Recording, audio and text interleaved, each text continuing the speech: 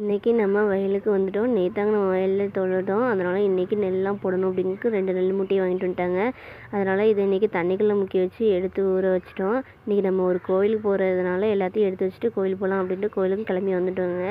எங்கள் அண்ணன் இன்றைக்கி எந்த கோயிலுக்கு கூப்பிட்டு வந்துட்டாங்கன்னா, இந்த 5 வீட்டு சுவாமி கோயில் தான் கூப்பிட்டு வந்தாங்க. இந்த சாமி பேர் கேள்விப்பட்டிருக்கேன். ஆனால் இந்த கோவிலுக்கு நான் ஒரு நாளும் வந்தது கிடையாது. இனி தான் ஃபஸ்ட்டு முறை நான் வந்திருக்கேன். உள்ளே வரும்போதே நல்லா சூப்பராக இருந்துச்சு. அண்ணன் சரி வா சாமி கும்பிடலாம் அப்படின்ட்டு சாமி பார்க்க போயிட்டோம். சாமியையும் நாங்கள் கும்பிட்டுட்டு அடுத்தது உள்ளே போனோம். உள்ளே வந்து பார்த்தா ஒரு அம்மன் இருந்துச்சு. அந்த அம்மனையும் கும்பிட்டுட்டு விபூதியும் வாங்கிட்டு நாங்கள் வெளியே கிளம்பி வந்துட்டோம்.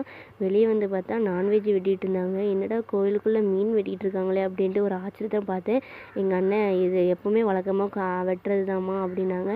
சரி வாங்க சாமி கும்பிடலாம் சாமி கும்பிட்டுட்டு அதுக்கப்புறம் இன்னொரு கோயிலுக்குள்ளே போகணும் அப்படிங்கிறதுக்காக இன்னொரு கோயிலுக்குள்ளே போய் ஆரம்பித்தோம். அதில் வேறு இந்த கோயிலில் மட்டும்தான் நான்வெஜ் சமைப்பாங்களான்னு கேட்டால் ஆமாம் இங்கே மட்டும்தான் காலை நைட்டு 3 நேரமும் ஆடு பன்னிலாம் வெட்டுவாங்கம்மா அப்படின்னாங்க.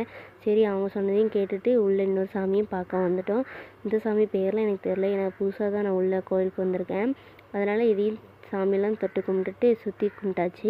கும்பிட்டுட்டு அடுத்தது ஆத்திச்சூடலை அப்படின்ட்டு ஒரு சாமி இருந்துச்சு. அந்த சாமி படி தொட்டு கும்பிட்டுட்டு உள்ளே போகும்போது செருப்பாக உள்ளே அடுக்கி வச்சுருந்தாங்க. என்னடா உள்ளே செருப்பாக அடுக்கி வச்சுருக்காங்களே அப்படின்ட்டு எங்கள் அண்ணன்ட்ட கேட்கும்போது நீ சாமி கும்பிடுன்னு உனக்கு சொல்கிறேன் அப்படின்ட்டு எங்கள் அண்ணனும் சாமி கும்பிட ஆரம்பிச்சிட்டாங்க. அதுக்கப்புறம் நானும் சாமி கும்பிட்டுட்டு நல்லா சுற்றி கும்பிட்டுட்டு அதுக்கப்புறம் எங்கள் அண்ணனும் செருப்பு வச்சு தலையில் அடிச்சிட்டு இருந்தாங்க. என்னடா செருப்பு வச்சு தலையில் அடிச்சிட்ருக்காங்களே அப்படின்ட்டு கூட என்னையும் வேறு கூப்பிட்டாங்க. என் தலையிலையும் செருப்பு வச்சு அடிச்சிட்டு இருந்தாங்க. எதுக்கு அடிக்கன்னு கேட்டதுக்கு இதை வச்சு செருப்பை வச்சு அடித்தா இந்த பிணி சொல்லி எல்லாமே நம்ம விட்டு போகும், அதுக்காக தான் செருப்பு வச்சு அடிப்பாங்கன்னு சொன்னாங்க. நெக்ஸ்ட் வீடியோ பார்ட் 2ல் போடுறேன். கண்டினியூவாக பாருங்கள். யாருக்காவது தெரிஞ்சால் கமெண்ட் பண்ணுங்கள். டாட்டா பாய்.